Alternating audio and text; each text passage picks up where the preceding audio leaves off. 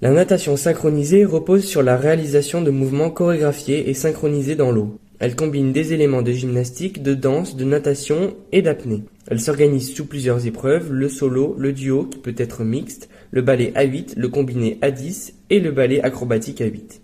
Chaque compétition est décomposée en deux parties, les figures imposées et la chorégraphie libre appelée le ballet libre, pratiqué en solo, duo ou en équipe. La première partie de l'épreuve est le ballet technique.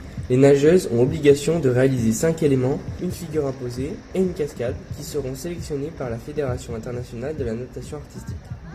Ensuite, dans la deuxième partie de l'épreuve, se déroule le ballet libre.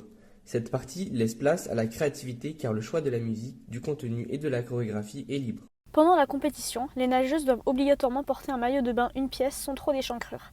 Il doit être de couleur noire pour les figures imposées et de la couleur choisie par l'équipe pour le ballet libre.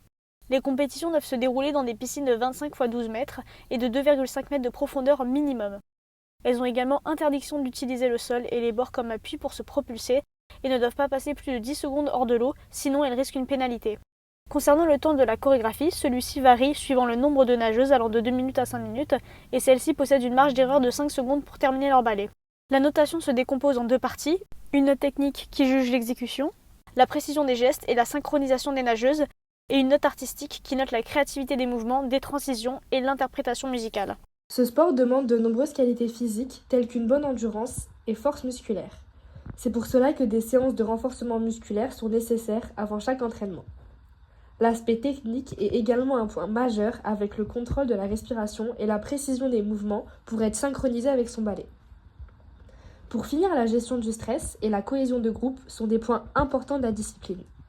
La France possède un beau palmarès, notamment grâce à Charlotte Tremble, qui a obtenu 3 médailles de bronze au championnat d'Europe 2023 en équipe libre, technique et highlights. En France, on compte environ 15 000 licenciés dans la Fédération française de natation. Bien que la majorité soit des femmes, les hommes sont en augmentation grâce à l'essor des épreuves mixtes en duo apparues en 2015 lors des mondiaux de Kazan.